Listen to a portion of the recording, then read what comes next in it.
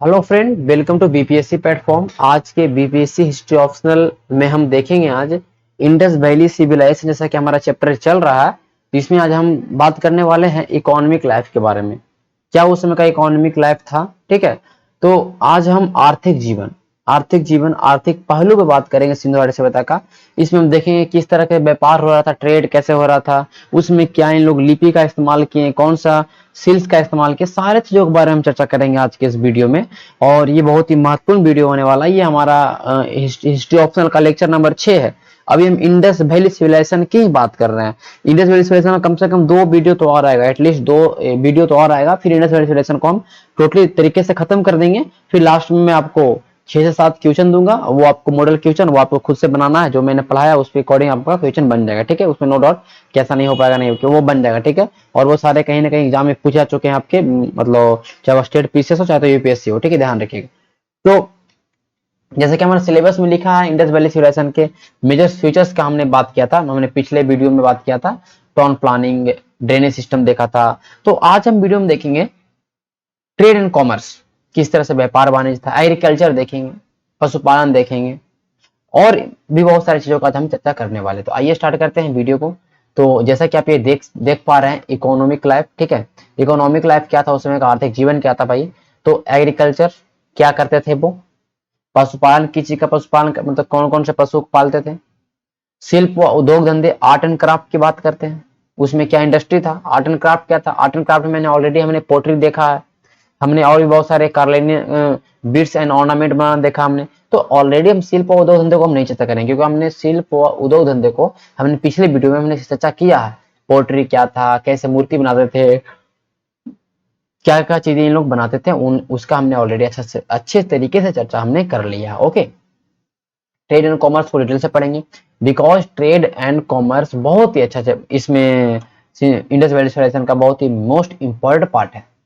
Trade and commerce में देखते हैं हम किस तरह से मेसोपोटामिया और इंडस वैली सिविलाइजेशन के बीच में रिलेशन को एस्टेब्लिश किया था, कि जो इंडस वैली सिविलाइजेशन है वो मेसोपोटामिया का ही देन है। बहुत सारे विद्वानों ने बोला, मैंने ऑलरेडी बताया कि ओरिजिन जब पढ़ते हैं तो बताया जाता है कि मेसोपोटामिया से ही इंडस वैली सिविलाइजेशन बना। तो ट्रेड एंड कॉमर्स को जोड़ के बताते हैं, बट वो सही चीजें नहीं है, बट हम उसको भी पढ़ेंगे, सिर्फ पढ़ेंगे कैसे कितनी टाइप की मोहरें थी, मोहर का क्या खासियत था। 4-5 मिनट हो जाए कंप्लीट।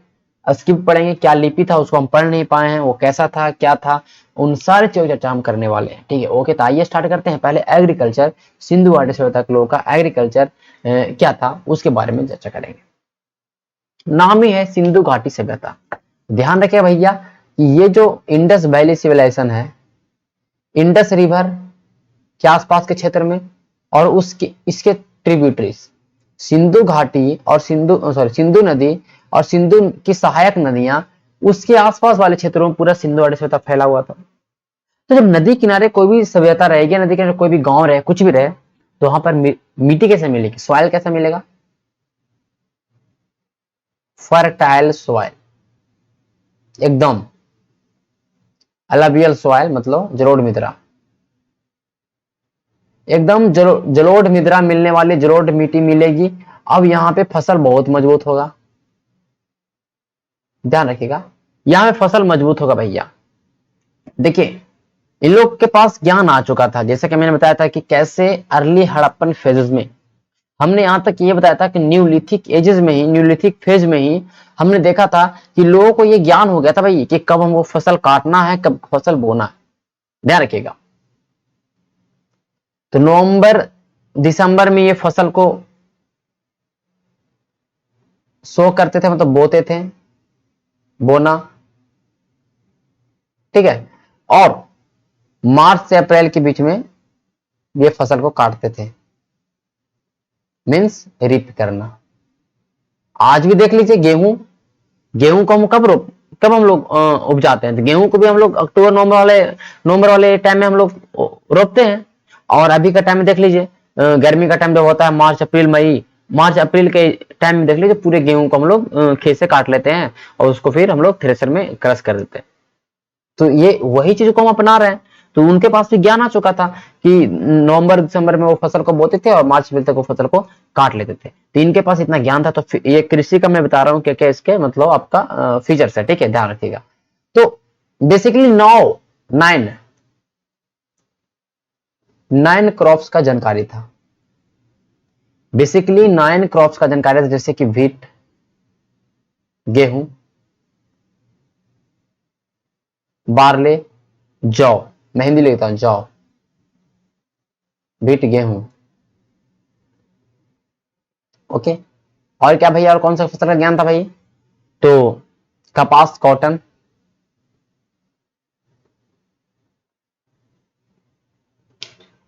तरबूज, वाटरमेलन,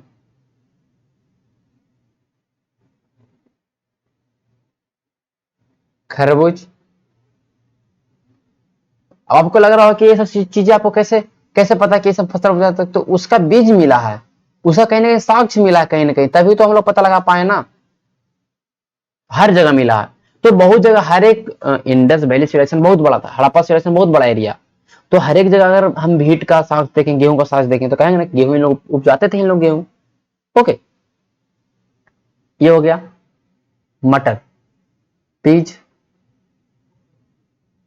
मटर। और क्या भाई, मैं अलग कर ले लेता हूं।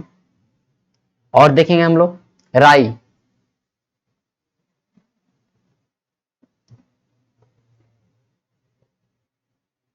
लिनेट। ठीक है, सॉरी, लेंटिल्स होता है, सॉरी मैं क्या लिख दिया, लिनेट्स, लेंटिल्स। ठीक है, लेंटिल्स, ये ऐसा सा नाम है इंग्लिश में कि ये सब यूज नहीं होता, तो लोग भूल जाते हैं। लेंटिल्स, ठीक है, राई। ठीक है, हम देखेंगे तिल, तिल का इस्तेमाल भी उन लोग किए हैं, तिल का, लिनसीड जिसको बोलते हैं। ओके, सरसों तो होगा ही। तो एक सवाल पूछ चुका है कि दाल का ज्ञान इनके पास नहीं था। कहीं भी आप दाल देख रहे हैं, दाल वाला कुछ भी दाल आपको दिखाई पड़ा नहीं, तो इनके पल्सेस का इन्हें ज्ञान नहीं था। ठीक है, यहां तक कि चावल की अगर बात कर लेते हैं, तो कहीं एकदम अब देखिए, ये तो पूरा हर एक जगह अवेलेबल था, ये सारे फसल हर एक जगह अवेलेबल था। बट हम बात करेंगे, क्या बात करेंगे भाई? रीजनल क्रॉप, मतलब ये ऐसे फसल थे जो कुछ कुछ एरिया में ही मिले हैं, वहां का फेमस था या वहां पर ही मिला है। वो कौन था भाई? तो देख लीजिए, लोथल में चावल का साक्ष, लोथल से मिलता है ना चावल का साक्ष। रंगपुर देख लीजिए, धान की भूसी मिली है। ठीक है, भूसी।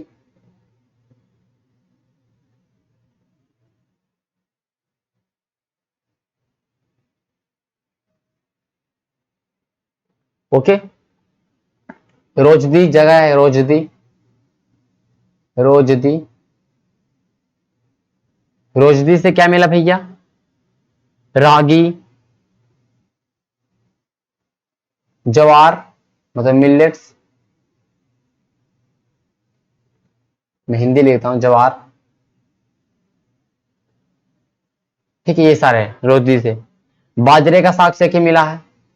तो वो लोथल से स्पेशल जौ का मिला।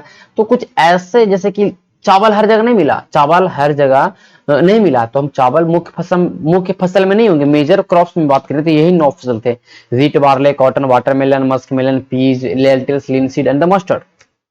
ये कृषि था, उनका एक कृषि था, कृषि इस तरह से होता था। जैसे देख लीजिए, अब हल्का साक्ष्य मिलता है आपको, कहां से आपको जूते हुए खेत का साक्ष्य मिलता है आपको काले बंगा से। तो कहीं ना कहीं कृषि एक तरह से था। आप इन चीजों को डाल सकते हैं वहां पे कि कैसे, मतलब हल का साक्ष्य मिलता है, तो हम लोग बोल सकते हैं कि वहां पे कहीं ना कहीं खेती हो रही थी। सो ये बातों को आपको चीजें समझ में आ रही होगी। ठीक है, अगर हम बात कर ले,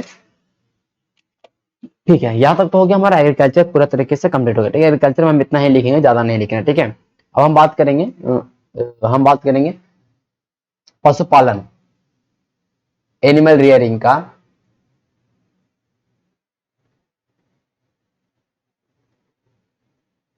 जिस पर आंसर राइटिंग करें तब आपको समझ आया कि नहीं हमने जो पढ़ाया है उससे आप आंसर राइटिंग इजिली रूप से कर सकते हैं, लेकिन आपको आंसर राइटिंग करेंगे थोड़ा सा इफर्ट लगाना पड़ेगा। मैं बताऊंगा कैसे होगा, ठीक है। अब देखिए भाई पशुपालन क्यों करते थे, सबसे बहुत बड़ा बात है कि क्या इंपॉर्टेंस था, आखिरकार लोग पशुपालन क्यों करेंगे। लोग तो भाई मनुष्य ऐसा चाहिए ना कि बिना फायदा कोई काम करेंगे नहीं। तो इंपॉर्टेंस क्या था भाई, पहला क्या एग्रीकल्चर में इस्तेमाल करता था, हल जोतने में जानवर का इस्तेमाल कर लेते हैं भाई, बहुत अच्छा बात है। ट्रांसपोर्ट में, परिवहन में, यहां से ले आना सामान, आदमी को यहां से बैठ के आना है तो हो गया। वाटर, भाई वाटर में आप हमसे जानवर ले लो, आप हमको गेहूं दे दो, मतलब वाटर सिस्टम जो भी हो, एक सामान का दूसरा सामान, तो विपणन में इस्तेमाल, वाटर में इस्तेमाल कर सकते हैं। फूड में तो होगा ही, बकरी पाल रहे हैं तो मटन खाएंगे। ये सारे इंपॉर्टेंस था, why they do animal rearing, these are the reason. Agriculture, transport, water, food, जहां पर हम लोग ने पशुपालन, पशु का इस्तेमाल किया। ठीक है भाई, ज्ञान किस चीज का, जानकारी किसका, इंफॉर्मेशन किसका मिलता है, हमें कौन कौन पशुओं का इंफॉर्मेशन मिलता है, हमें यही जानना है। अब देखिए एग्जाम में तो डायरेक्टली बस पशुपालन तो पूछेगा नहीं, आपको पूरा इकोनॉमिक लाइफ पूछेगा तो आप ये सब चीज लिख सकते हैं। अब देखो कौन कौन सा पशु का ज्ञान था, मैं पहले लिखने वाला हूं जो ध्यान रखिएगा। गाय, पहले पूरी चीजों को समझो, बैल, इसका हिंदी में नहीं लिखूंगा, अभी इंग्लिश नहीं लिखूंगा, समझ लिए, ठीक है, इतना तो इंग्लिश आता ही होगा। या कुत्ता, देखिए हिस्ट्री में हिंदी इंग्लिश का कोई मतलब नहीं होना चाहिए, ठीक है। वो आपको अगर इंग्लिश आपका अच्छा है तो आप चीजों को लिख सकते हैं, बस आपको चीजें समझ में आनी चाहिए। मुझे यही मेरा मकसद है कि आप चीजों को पूरा अच्छे तरह से समझ पाए, ठीक है, ये ध्यान रखिएगा।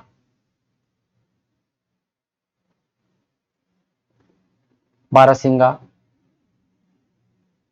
ऊंट, घोड़ा। अब देखिए जो मैं बताऊंगा, जैसे कि इसमें गाय, गाय का उतना ज्यादा इंपॉर्टेंस नहीं था, गाय का उतना ज्यादा कहीं पे ज्यादा उल्लेख नहीं है, एक आध जगह मिला है, लेकिन था उसमें गाय था, क्योंकि अब देखिए घोड़ा, घोड़ा का भी ज्यादा उल्लेख नहीं है। देखिए यही हम पढ़ेंगे वैदिक कल्चर, तो गाय का इंपॉर्टेंस बढ़ जाएगा, घोड़ा का इंपॉर्टेंस बढ़ जाएगा। सुमेर यज्ञ में घोड़ा, गाय सबसे महत्वपूर्ण पशु पशु वैदिक सिविलाइजेशन में, लेकिन इस टाइम में नहीं था। हालांकि इसलिए कि जितने मोहर मिले हैं तो मोहरों पे आकर बैल का, भैंस का, इस सब का सीन आपको दिखाई पड़ता है, गाय का सीन नहीं दिखाई पड़ता। तो दिस आर नॉट इंपॉर्टेंस, आप समझ सकते, ज्यादा इंपॉर्टेंस नहीं था, ध्यान रखिएगा। ओके, अब देखिए ऊंट की बात करते हैं, तो ऊंट का आपको जो अस्थि पंजर मिलता है कालीबंगा में मिलता है, कालीबंगा राजस्थान में, राजस्थान में आपको बालू पे चलना है, डिजर्ट में चलना है तो ऊंट की जरूरत पड़ेगा, तो कालीबंगा में दिखाई पड़ता है आपको। घोड़ा का देख लीजिए, सुरकोटदा, सुरकोटदा इट मीन्स गुजरात में, ठीक है। तो यहाँ पे घोड़े का कंकाल मिला आपको, लोथल से घोड़े का जबड़ा मिला है, ठीक है। तो ये सारी चीजों को ध्यान रखना कि कौन कौन से आपको लिखना है कि दे नो अबाउट, जैसे कि आपको ऑक्स हो गया, बफेलो हो गया, देश पशु के बारे में जानते थे, ठीक है। सबसे महत्वपूर्ण अगर बात करते हैं, सबसे महत्वपूर्ण था तो एक श्रृंगी बैल था, वन वन हॉर्न बुल, ठीक है, एक श्रृंगी बैल था जो सबसे ज्यादा महत्वपूर्ण था। तो इसलिए यहां से पता चलता है वृषभ पूजा, वृषभ पूजा भी का भी साक्ष्य मिलता है आइए मोहनजोदड़ो से। तो ये सारी चीजें देखिए, शेर का, शेर का कहीं भी आपको कोई दिखाई नहीं पड़ता, ठीक है। जैसे कि हम देखते हैं मेसोपोटामिया की सभ्यता पढ़ेंगे, तो मेसोपोटामिया में देखते हैं कि वहां पे जो मुहरे हैं वहां पे शेर का साक्ष्य, शेर का फिगर बना हुआ, लेकिन इंडस वैली सिविलाइजेशन का इतना मुहर है लेकिन कहीं पे सी नहीं है, तो ये उससे परिचित नहीं होगा, सी से परिचित नहीं होंगे, ठीक है। तो जो भी चीजें रही मैंने आपको बताया पशुपालन का क्या महत्वपूर्ण था और किन किन चीजों के बारे में को जानकारी था, कहां कहां पे इस्तेमाल करते थे, वो आप लोग आराम से लिख सकते हैं, 4-5 लाइन तो लिख ही सकते हैं, इतना तो हो सकता है, ठीक है। चलते हैं हम लोग ट्रेड एंड कॉमर्स, सबसे महत्वपूर्ण है जो हमारा ट्रेड एंड कॉमर्स, ध्यान रखिएगा। ट्रेड एंड कॉमर्स के बारे में पढ़ने वाले हैं तो समझिएगा ध्यान से। तो पहले ट्रेड एंड कॉमर्स पढ़ेंगे भाई, तो पहले देखेंगे कि किस तरह का ट्रेड था। इंटरनल ट्रेड, इंटरनेशनल ट्रेड, दो तरह का ट्रेड हम पढ़ते हैं इंडस वैली सिविलाइजेशन। तो हम देखते हैं आंतरिक व्यापार और अंतरराष्ट्रीय व्यापार। आंतरिक व्यापार इंटरनल ट्रेड की हम बात करेंगे तो within Harappan civilization, it means ये हुआ कि, तो हम बात करेंगे इंटरनल ट्रेड की बात करेंगे। इंटरनल ट्रेड क्या था उस समय का, आंतरिक व्यापार क्या था। आंतरिक व्यापार मतलब कहने का मतलब ये हुआ कि इंडस वैली सिविलाइजेशन के लोग जो ट्रेड एंड कॉमर्स करते थे वो अपने इंडस वैली सिविलाइजेशन के अंदर ही करते थे, अपने एक प्लेस से दूसरे प्लेस में, अपने एक शहर से दूसरे शहर में, अपने एक गांव से दूसरे गांव में, शहर से गांव, गांव से शहर, शहर से शहर। बट वो इंटरनेशनल ट्रेड भी करते थे। कुछ ऐसे चीजें थी जो इंडस वैली सिविलाइजेशन के लोगों को जरूरत था और वो यहाँ पे अवेलेबल नहीं था, तो वो मंगवाते थे अलग, उसमें जो भी सभ्यता था, जैसे कि सुमेरियन हो गया, इजिप्ट हो गया, फारस की खाड़ी बहुत ज्यादा बार आपको यहाँ पे देखने को मिलता है, अफगानिस्तान एंड ईरान हो जाता है।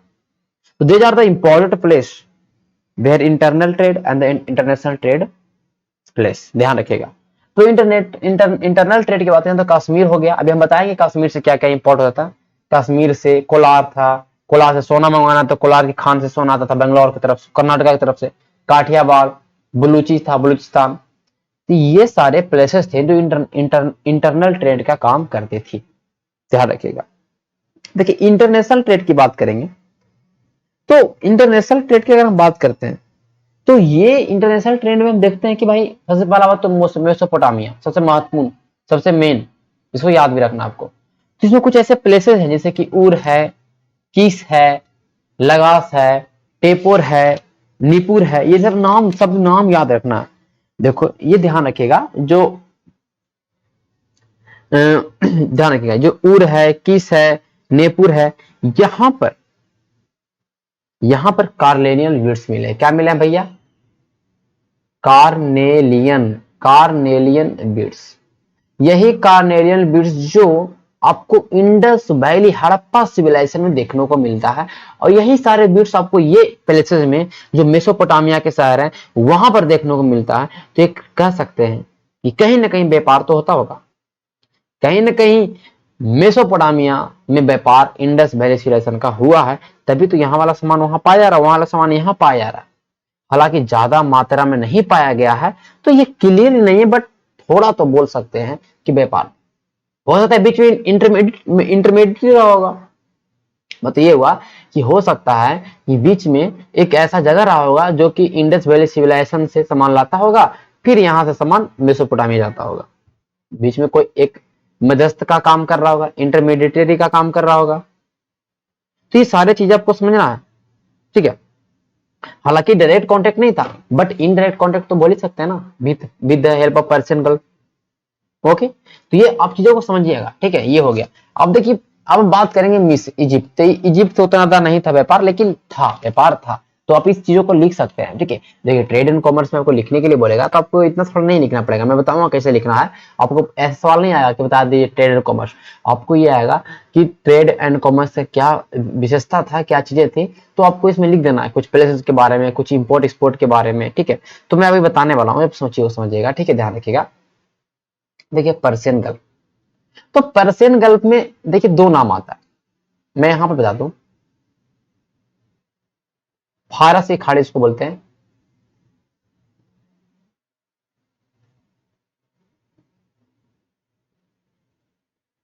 देखिए फारस की खाड़ी अगर हम बात करें भाई, तो यहां पे देखेंगे फेलका और बहरीन, ये दो ऐसे जगह थे जहां से इंडस वैली सिविलाइजेशन का व्यापार होता था।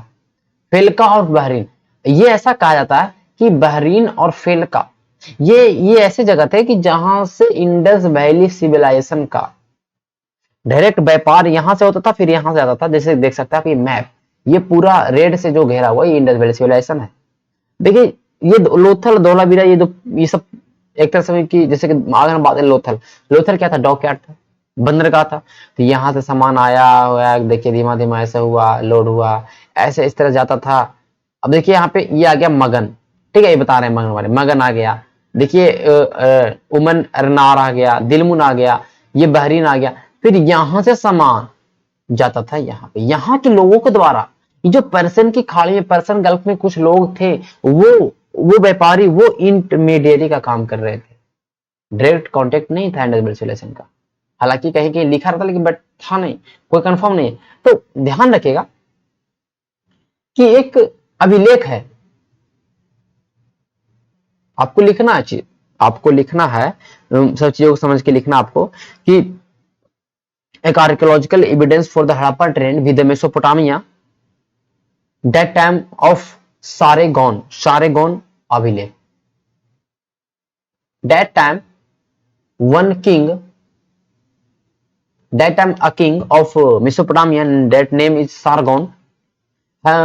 His inscription that is dated 1350 BC।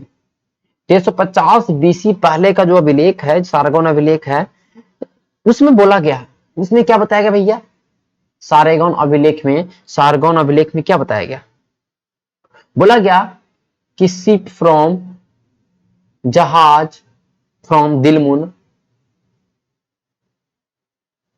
मगन, ये तीन नाम है, एंड मेलुहा।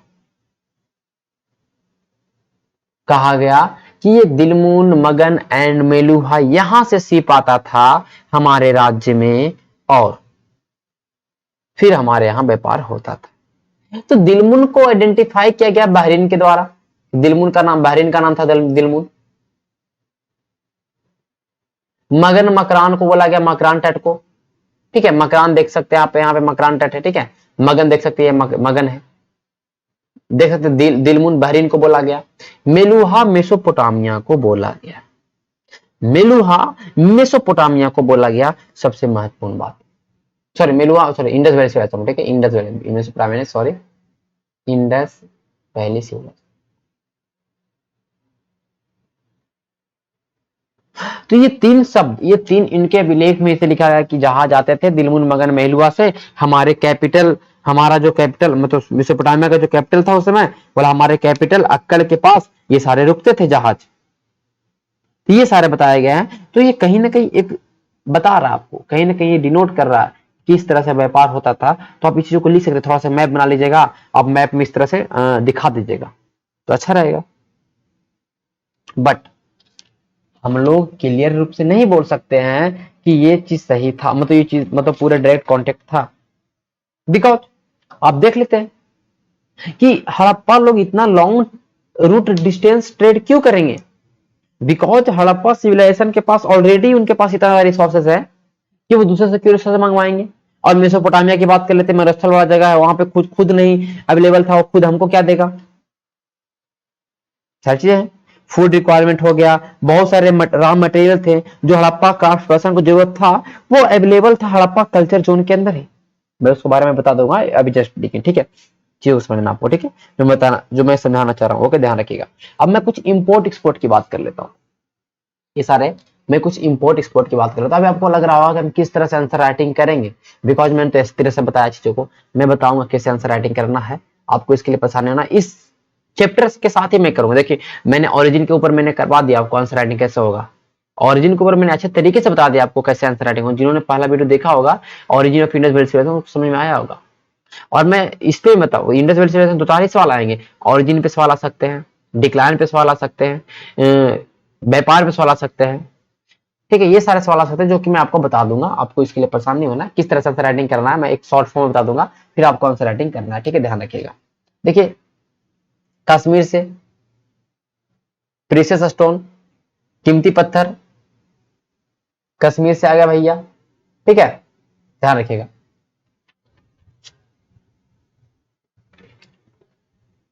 गोल्ड आ गया भैया, कहां से? कोलार से आ गया, ठीक है।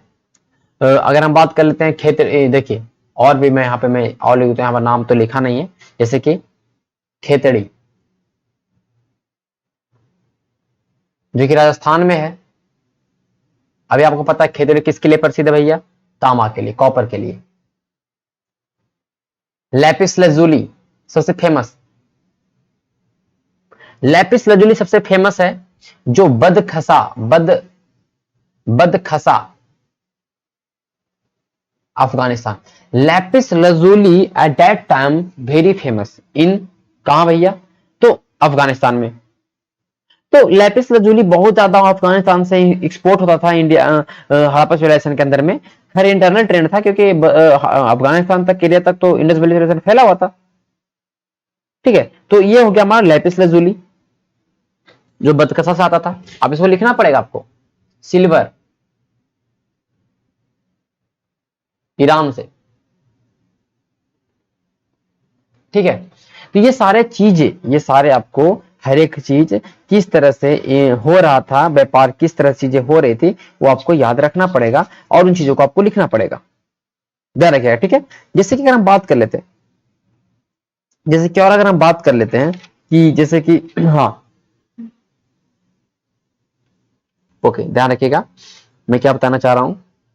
तो देखिए ये हो गया, जैसे कि मान लेते हैं यहाँ पे देखते हैं बलूचिस्तान, तो बलूचिस्तान से सेमी प्रीशियस स्टोन था, जो अर्थ कीमती पत्थर थे वो बलूचिस्तान से आते थे। बहुमूल्य पत्थर कश्मीर से, सोना कोलार से, राजस्थान से कॉपर आ रहा है, लेपिस lazuli बसका से आ रहा है, सिल्वर ईरान से आ रहा है। ये सारे इंटरनल ट्रेंड है। क्या भैया? इंटरनल ट्रेड है।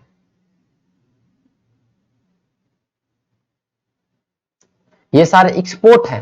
क्या export? Sorry not import, export है। ये सारे इंटरनल ट्रेड है, ध्यान रखिएगा। सॉरी ये मंगा रहे हैं ना, इंपोर्ट, ये मंगा रहे, सॉरी ये मंगा रहे, ठीक है, ये दूसरे जगह से मंगा रहे, लेकिन ये है कैसा? इंटरनल है। अभी हमने मेसोपोटामिया की बात नहीं किया, क्योंकि वहां से कोई क्लियर स्पष्ट चीज नहीं है।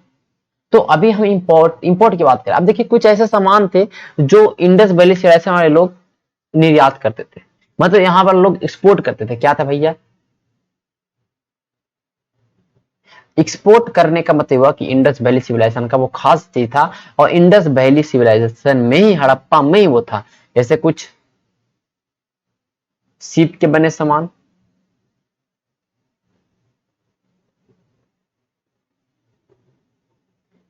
हाथी दांत का पैमाना,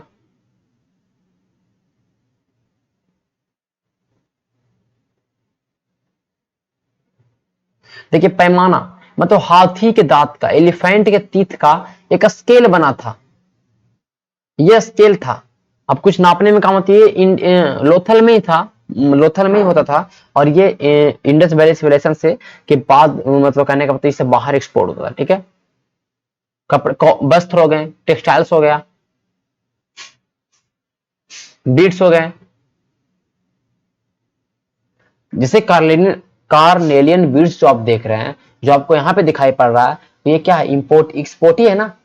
इंडस वैली सिविलाइजेशन के द्वारा एक्सपोर्ट किया गया, और ये आपको मेसोपोटामिया आपको देखने को मिल रहा है।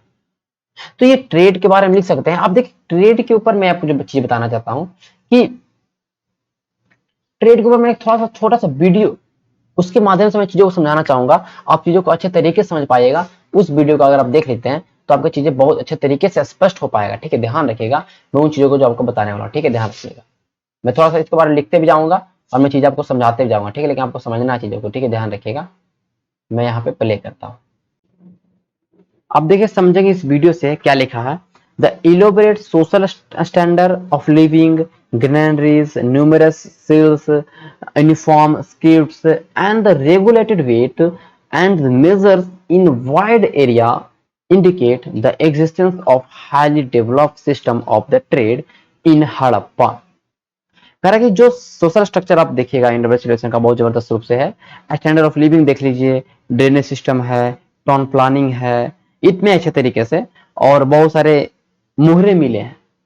ठीक है, तो बहुत सारे मुहरे मिले हैं, एक यूनिफॉर्म स्क्रिप्ट मिला आपको देखने को, एकदम लिपि मिला आपको देखने को, रेगुलेटेड वेट देखने को मिलता आपको, मतलब किस तरह से एक वेट इस्तेमाल करते थे तौलने में, एकदम 16 का गुनज में, वो देखने को मिल रहा है। And wide area indicate the, और बहुत बड़े एरिया में आपको देखने को मिलता है सारी चीजें। तो कहीं ना कहीं एक बहुत बड़ा highly develop system of trade था हड़प्पा सिविलाइजेशन के अंदर, बहुत ही अच्छे तरीके से व्यापार हो रहा था। इनकी जानकारी हमें को इस चीजों से समझ सकते हैं। ठीक है, ध्यान रखिए, आगे चलते हैं, आगे देखते हैं। कह रहा है कि भाई there is evidence that Harappan traded with the part of India, India के पार्ट से ट्रेड करते थे, और कुछ एशियन कंट्री जैसे कि इजिप्ट हो गया, उनसे भी इन लोग ट्रेड करते थे। बेबीलोन इराक हो गया, इराक की सभ्यता मेसोपोटामिया सब के बारे में बात करा, वहां से ट्रेड करते थे। कह रहा भाई हड़प्पा जो है वो ट्रेड किस चीज का करते थे भैया, तो स्टोन का, मेटल का, सेल का, क्योंकि हड़प्पा में ये सारी चीज आपको दिखाई पड़ता है। पत्थर हो गए, हड़प्पा में पत्थर थे, मेटल्स थे, कुछ सेल्स आपको दिखाई पड़ते हैं जो कि इंडस कल्चर जोन के अंदर ट्रेड होते थे। ओके, कुछ केसेस में देखते हैं, common product have been found in all the areas indicating some kind of trade. अब देखिए कुछ ऐसे कॉमन प्रोडक्ट थे, कुछ ऐसे कॉमन प्रोडक्ट थे कि हर एक एरिया मिलता आपको। आपको लोथल देख लीजिए, सुरकोटदा देख लीजिए, हड़प्पा देख लीजिए, मोहनजोदड़ो देख लीजिए, हर एक जगह वो मिल रहा। तो कहीं ना कहीं भाई हर एक जगह वो अवेलेबल क्यों है? अब जहां पर हम देखेंगे कि यहाँ पर ये चीज चांदी नहीं है, यहाँ के एरिया में कहीं चांदी का खान नहीं, और चांदी का खान हर एक एरिया में मिल रहा है, मतलब सॉरी चांदी का कोई वस्तु बना हुआ है कुछ ऐसा हर एक एरिया मिल रहा, तो क्या बता सकते हैं कि कहीं ना कहीं चांदी का ट्रेड हुआ होगा हर एक जगह में। एक जगह है तो हर एक जगह ट्रेड हुआ, तो ये ट्रेड का ही कहीं ना कहीं एक तरह से आपको दिखाना चाह रहा है। ठीक है, ध्यान रखिएगा। ओके, आगे चलते हैं। ये बोल रहा है कि however instead of metal money, अब उनके पास कुछ करेंसी तो था नहीं, तो वो क्या कर रहे थे, exchange through barter system, barter, एक वस्तु दीजिए और दूसरा वस्तु लीजिए। Okay, city like Mohenjodaro, Harappa और लोथल, ये तीन ऐसे सिटी थे कि कुछ महत्वपूर्ण मेजर सेंटर था ट्रेड करने का, मुख्य केंद्र था ट्रेड करने का। ठीक है, ध्यान रखिएगा। ओके, आगे चलते हैं। ओके, अब ये कह रहा है कि ये तीनों जो सिटी थे, ये मुख्य सेंटर ट्रेड का तो था ही था, but imported centre for metallurgy also. यहाँ पर कुछ ऐसे सामान बनते थे, मेटल के सामान, जैसे कि आपका ब्रोंज, मेटल का सामान, ब्रोंज का हो गया, कॉपर का हो गया, स्टोन का सामान हो गया, तो ये सारे महत्वपूर्ण सेंटर थे। यहाँ पर बहुत सारे उद्योग धंधे चल रहे थे इस तरह से कि कुछ कुछ सामान प्रोडक्ट प्रोड्यूस बनते थे। ठीक है, प्रोडक्ट बनते थे। ओके, जैसे कि आप देख सकते हैं टूल्स हो गया, वेपन्स हो गया, कुछ पोर्ट्रेट्स, किचन वेयर्स हो गए, ये सारे हड़प्पा, मोहनजोदड़ो और लोथल में ही ज्यादातर बनते थे। ये बात आपको बताने की कोशिश किया जा रहा है। ठीक है, rice was imported from the Gujarat. देखिए गुजरात में लोथल जगह था, लोथल से आपको चावल का साक्ष्य मिलता है, तो चावल यहाँ पे उपजता था पूरे इंडियन सिविलाइजेशन में। अब चावल लोथल से कहाँ जा रहा है, अलग एरिया में। अब केवल मैंने अभी जस्ट बताया था कि चावल जो है, राइस जो है, वो एक लोकल फसल है, एक लोकल रीजनल फसल है इंडस वैली सिविलाइजेशन का, जो कि आपको लोथल में प्रेजेंट है। तो लोथल में चावल मिल रहा, चावल अब अलग जगह पे पूरे लोथल के अंदर में, सॉरी हड़प्पा सिविलाइजेशन के अंदर में चारों तरफ ये डिस्ट्रीब्यूट हो रहा है, ध्यान रखिएगा, मतलब ट्रेड हो रहा है। यहाँ से पंजाब जा रहा है। अब लोथल और सुरकोटदा दो ऐसे जगह थे जहां पे कॉटन हो रहा है, गुजरात में अभी भी कॉटन होता है। अब यहाँ से कॉटन भैया जा रहा है मोहनजोदाड़ो, हड़प्पा जा रहा है, बनावली जा रहा है, मतलब मुख्य मुख्य शहरों में जा रहा है जहां पे शहरों को कॉटन जरूरत है। ठीक है, अब बालाकोट और चनहुद्रो ये सीप उद्योग के लिए फेमस थे, आपको पता होगा। ये चनहुद्रो और बालाकोट है जो सीप उद्योग के लिए, मनके बनाने के लिए, इन चीज के लिए पूरा फेमस था। तो यहां से बनते थे मनके, और ये मनके कार्नेलियन बीड्स के जो मनके थे यहां से बनते थे, और यही मनके देखिए पाया गया आपको मेसोपोटामिया में। और किस लगस ऐसे शहर है जहां पे कार्नेलियन बीड्स पाए गए हैं, तो ये कहीं ना कहीं भैया जहां से व्यापार हो रहा होगा, तभी तो हम मिला आपको। आगे चलते हैं। Beside internal trade, the Harappan also had commercial contact with their western neighbor. अब इंटरनल ट्रेड तो था ही, साथ अलग अलग नेबर्स के साथ भी इनका कांटेक्ट था। तो लोथल, सुरकोटदा और बालाकोट था, ये तीन ऐसे कोस्टल एरिया वाला कुछ ऐसे थे कि यहाँ से व्यापार होता था। कहीं ना यहाँ से फर्स्ट से खड़े होते हुए हम मेसोपोटामिया व्यापार कर रहे हैं, चाहे तो इजिप्ट व्यापार कर रहे हैं, तो ये कहीं ना कहीं एक कारण बनता है। ठीक है, ध्यान रखिएगा। कह रहा कि हड़प्पा ने अफगानिस्तान में एक ट्रेडिंग कॉलोनी बसाया, यह अफगानिस्तान में बसा लेते हैं, फिर यहाँ से हम पूरे सेंट्रल एशिया में व्यापार करेंगे। अफगानिस्तान में कहीं ना कहीं एक सेंटर हो गया, सेंट्रल एशिया में व्यापार करने का एक, कहने का मतलब रूट हो गया, ध्यान रखिएगा। कह रहा कि मेसोपोटामिया का एक रिकॉर्ड है 350 बीसी पुराना, उसमें बताता है मेलुहा शब्द का उल्लेख है। अब देखिए अभी तो हमने इंडस वैली सिविलाइजेशन हमने नाम धरा, हमने नाम इसका रखा, बट पहले जो एक मेसोपोटामिया का सारगोन अभिलेख, मैंने जिस बताया सारगोन अभिलेख है मेसोपोटामिया का, उसमें तीन नाम आपको दिखाई पड़ते हैं, मेलुहा, मकान और दिलमुन। तो मेलुहा शब्द इस्तेमाल हुआ है इंडस वैली सिविलाइजेशन के लिए, ध्यान रखिएगा। यहां तक ये बताया गया है कि भैया जो ये जो यहाँ पर जो एरिया है ये है मकान, दिलमुन, ये है मकान। तो ये दो ऐसे एरियाज हैं, ये दो ऐसे जगह हैं जो कहीं ना कहीं किस तरह काम किया, तो इंटरमीडिएट स्टेशन, मतलब यहाँ से सामान आया, यहाँ पे रुका, यहाँ के व्यापारी ने यहाँ सामान खरीद के आया इंडस वैली सिविलाइजेशन से, और फिर यहाँ के व्यापारियों ने इस सामान को मेसोपोटामिया में भेजा। मतलब कोई डायरेक्ट कॉन्टेक्ट मेसोपोटामिया से और इंडस वैली सिविलाइजेशन से आपको देखने को नहीं मिलता, अभी तक तो नहीं मिला, ठीक है, ध्यान रखिएगा। ये दो मध्यस्थ के रूप में काम करते थे, दिलमुन और मकान। दिलमुन को बहरीन बोला गया, मकान को मकरान तट बोला गया। ये आपको मैंने ऑलरेडी बता चुका हूँ, ठीक है, चीजों को समझिएगा, ठीक है। पूरा फारस की खाड़ी में होते हुए ये व्यापार करते थे, ठीक है। चलते आगे, आगे देखिए भैया, मेसोपोटामियन टेस्ट रेफर मेलुहा, ये तो चीजें हैं। लैंड ऑफ सी फारर, मतलब बहुत समुद्र से दूर वाला जगह को बोला land of seafarer. Decide depiction of sea and the boat and the seal also indicate this. अब देखिए भाई, बहुत सारे ऐसे मुहरे मिले जहां पर जहाज का फोटो बनाया है, नाव का फोटो बना हुआ है, उस आकृति गड़ा हुआ है, तो कहीं ना कहीं बता रहा है कि व्यापार हो रहा है भाई, जहाज से और नाव से व्यापार हो रहा है। समझ रहे बातों को, आगे चलते हैं। The Mesopotamian merchant deal in export and export. अब देखिए, इंपोर्ट और इंपोर्ट दोनों काम करते थे भैया, वेस्ट एशिया से, सेंट्रल एशिया से, साथ साथ इंडिया के अंदर भी इंटरनल ट्रेड था, ठीक है। कर्नाटक से सोना मंगा रहे हैं, अफगानिस्तान से सोना मंगा रहे हैं, कॉपर राजस्थान से मंगा ले रहे हैं, साउथ इंडिया से आपका ये बलूचिस्तान से आपका कॉपर मंगा ले रहे हैं, ठीक है, ध्यान रखिएगा।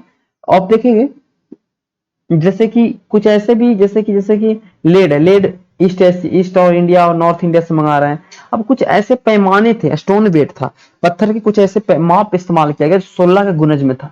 बहुत ही देखने को भाई एकदम क्यूबिकल था, क्यूबिकल था, और 16 के गुनज में ही था। आज के मॉडर्न में 14 ग्राम के बराबर, 16 का गुनज 16, 32, 48, जैसे कि आप देखते हैं 1 किलो, 2 किलो, 3 किलो तो एक का गुनज है, या 5 किलो, 10 किलो, 15 किलो, तो उस तरह 16 गुनज, 16, 32, 48 जो भी उसमें रहा होगा, लेकिन आज के 14 ग्राम के बराबर है 16 का वेट, ध्यान रखिए, ये सब देख सकते हैं, ठीक है।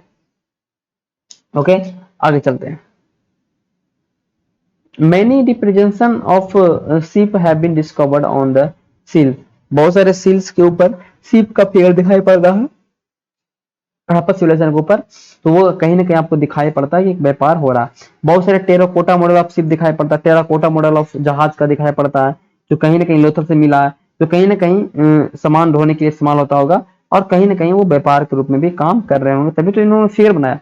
कुछ ऐसे टेराकोटा फिगर बनाए हैं, जैसे कि इनलाइन ट्रेवल के लिए, जैसे कि देखिए 2 बैल है, एक आदमी है, तो ये कहीं ना कहीं ये भी चीज आपको दिखाई पड़ रहा है कि किस तरह से आपका इंटरनेट ट्रेड हो रहा है। कुछ ऐसे ब्रॉन्ज मेडल ऑफ कार्ड दिखाई दे रहा है, कुछ क्राम वस्तु आपको दिखाई पड़ रहा है। देखिए ये एक का गाड़ी आपको दिखाई, तांबे का एक का गाड़ी आपको दिखाई पड़ रहा है, एक जानवर, 2 जानवर घिंच रहे हैं, एक आदमी पीछे बैठा हुआ, तो कहीं ना कहीं ये भी ट्रेड का आपको दिखाई पड़ रहा है। इन चीजों को आप लोग नोट डाउन कर सकते हैं, लिख सकते हैं, ध्यान रखिएगा, ठीक है। एक भी चीज मैं फालतू नहीं बता रहा हूँ, आपको हर एक चीज लिखना पड़ेगा।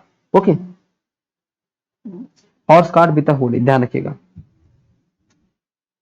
अब कुछ समरी जो मैंने बताया वो सम सेम चीज यहाँ पर आपको दिखाई पड़ रहा है, इसको आप लोग पूरे नोट डाउन कर लीजिएगा, पूरा नोट डाउन कर लीजिएगा, और फिर उसके बाद आंसर राइटिंग कैसे होगा मैं आपको बताऊंगा नेक्स्ट वीडियो में। मैं मिलूंगा कल की वीडियो में, तो मैं वहां भी बताऊंगा कि कैसे आंसर राइटिंग हम करते हैं, कैसे इस पर सवाल आएगा और कैसे आपको आंसर राइटिंग करना है, कल के वीडियो में बताएंगे। और कल के वीडियो में पूरा इंडस वैली सिविलाइजेशन का मुहर वर्म मतलब फीचर्स खत्म हो जाएगा, बस बचेगा एक चीज, हमारा डिक्लाइन और उत्तर जीविता जिसको बोलते हैं, वो बचेगा हमारा। वो 2 वीडियो में कुल मिला के अभी और आने वाला है। इंडस वैली सिविलाइजेशन पूरा तरीके से खत्म, फिर चलेंगे हम वैदिक कल्चर के ऊपर, उसको भी पढ़ेंगे डिटेल में, एकदम डिटेल में पढ़ेंगे, पूरा मजा आएगा पढ़ने में। इस चीज को नोट डाउन कर लिया। चलिए मिलते हैं नेक्स्ट वीडियो, तब तक के लिए धन्यवाद।